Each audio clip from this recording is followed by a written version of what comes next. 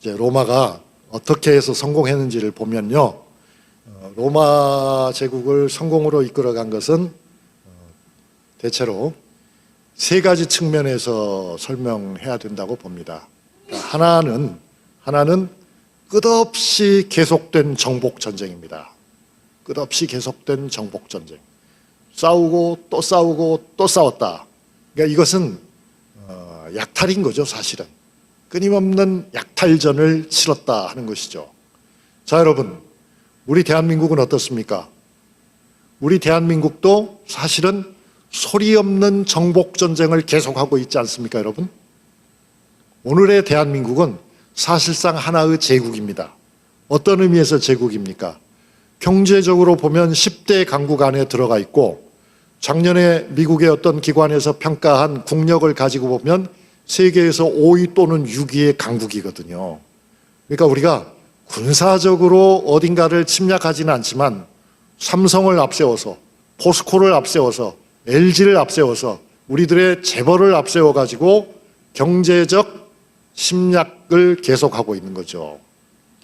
그런데 이제 로마 시대에는 바로 그런 물건을 판매함으로써 시장을 공략할 수 없었기 때문에 그 당시에는 물리적인 정복 전쟁을 계속했던 것입니다.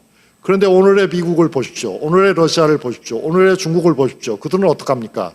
그들은 경제적인 침략뿐만 아니라 실제로 군사적인 침략도 필요하면은 언제든지 실천에 옮기죠. 이제 일본도 그것을 원하고 있습니다. 이제 일본도. 일본은 이른바 정상국가가 된다고 하는 미명 아래서 무장을 서두르고 있고, 사실상 한반도를 제2의 속국으로 삼기 위해서 혈안이 되어 있는데, 그런 계산을 우리의 윤석열 대통령은 정확히 알고 있는 걸까요? 역사적으로 봤을 적에 강한 나라와 우리가 그렇게 약한 나라는 아닙니다만 상대적으로 보면 일본에 비해서는 우리의 처지가 약하죠. 일본은 미국과 중국과 독일과 더불어서 세계의 4대 강국 중에 하나입니다. 그 4대 강국인 일본이 역사적으로 보면 우리에게 많은 비행을 저질렀죠. 그것은 여러분들이 제가 이 자리에서 길게 설명하지 않아도 잘 아시는 상징적인 것 몇 가지만 하더라도, 몇 가지만 보더라도 위안부가 있고 징용이 있고 징병이 있고 그렇지 않습니까?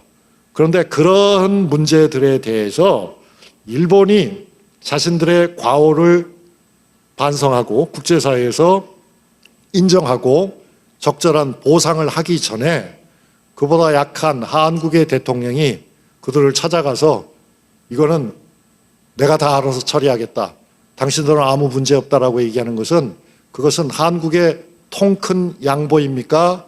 아니면은 무엇입니까, 여러분? 많은 사람들은 이것을 매국적 행위로 보고 있습니다. 그렇지 않겠습니까? 그러니까 이제 끊임없는 정복 전쟁이 계속되는 것은 오늘의 현실도 별로 다르지 않고, 일본은 사실상 윤석열 씨를 군사적으로 어떤 조치를 취하지도 않고서 무릎을 꿇린 것이나 다름없는 상황이 된 것입니다. 두 번째로 이제 로마 제국을 이끈 또 하나의 동력은 결국 인물입니다. 윤석열과 같은 인물이 나와가지고서야 어떻게 로마 제국이 이루어질 수 있겠습니까? 비범한 인물들이 로마에는 많았습니다. 그 중에 이제 대표적인 인물이 오늘 우리가 좀 더 자세히 다뤄보려고 하는 가이사르 같은 사람이죠. 또 다른 의미에서 본다면 그라쿠스 형제와 같은 사람이죠.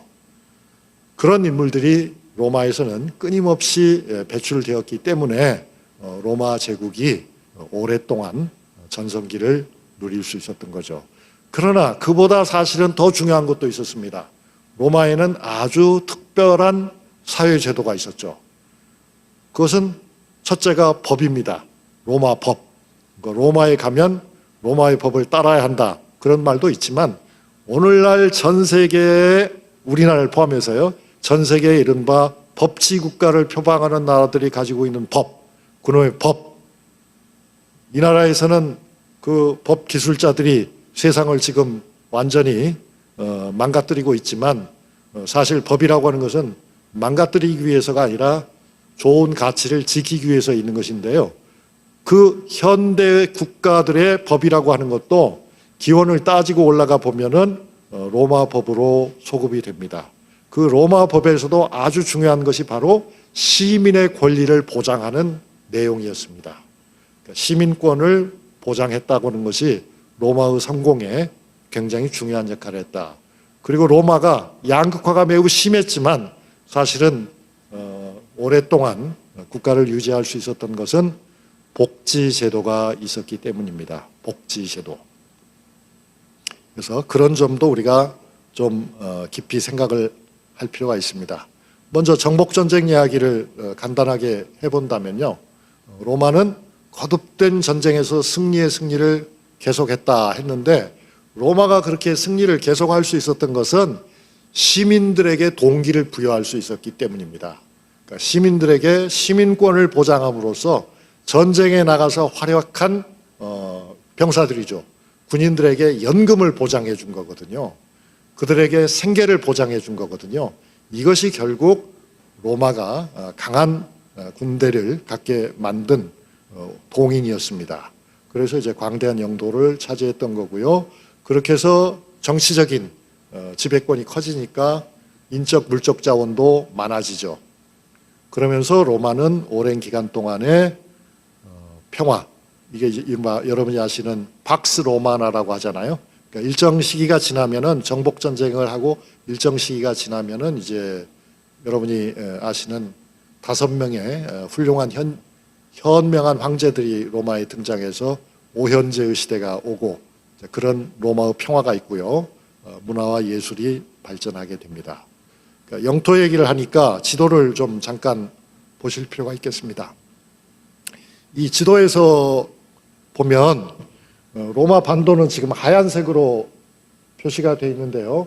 본래 로마는 이 작은 점이었고 그 작은 점의 로마가 확장이 돼가지고 이제 로마 반도를 통일하고 시칠리아를 갖는 정도였죠. 그게 바로 로마 황제의 직속령입니다. 그러니까 말하자면 우리나라로 치면 한반도 전체는 우리의 직속령, 황제의 직속령. 그 다음에는 이른바 프로빈스, 속주라고 하는데요. 속주라고 하는 개념은 원로원의 식민지입니다.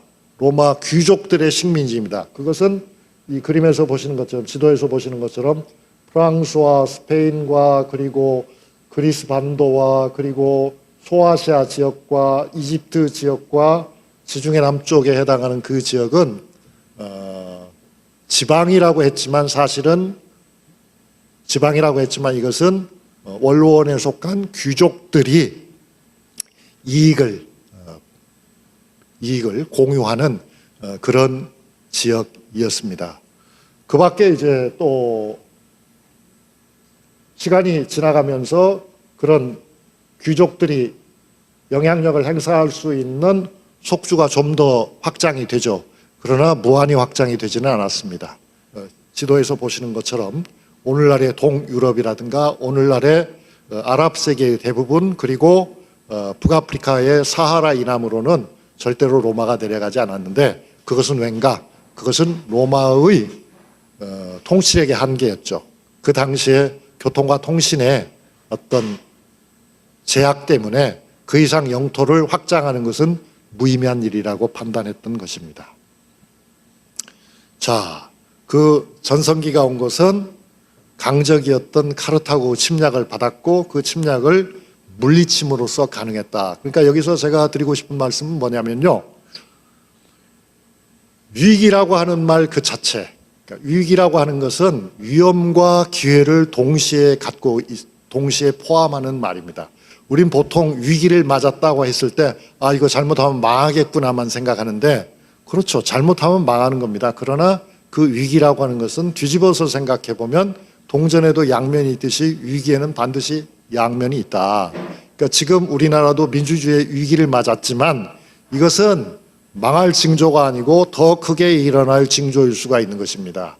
그러니까 윤석열 정권을 빨리 퇴진시키고 좀 더 완전한 민주주의 국가를 우리가 건설해 갈 수 있는 계기가 되는 것입니다. 그러니까 역사에서 어떤 어려움이 생길 적에 그 어려움을 너무 부정적으로만 생각할 필요가 없어요. 로마도 카르타고의 침략을 받지 않았더라면 지중해 세계로 확장되지 못했을 거라고 저는 봅니다. 그러니까 카르타고의 침략이 있었기 때문에 카르타고의 침략을 결사적으로 방어를 하다 보니까 결과적으로는 카르타고가 이미 로마를 위해서 지중해 각 지역의 식민지를 미리 준비해 놓은 그런 상황이 돼버린 거예요. 그것은 지금의 미국이 말하자면 2차 세계대전 이후에 세계를 지배하는 국가가 된 것도 결국 대영 제국의 판도를 그냥 그대로 그냥 접수했기 때문에 가능한 일이었다고 볼 수가 있는 거죠.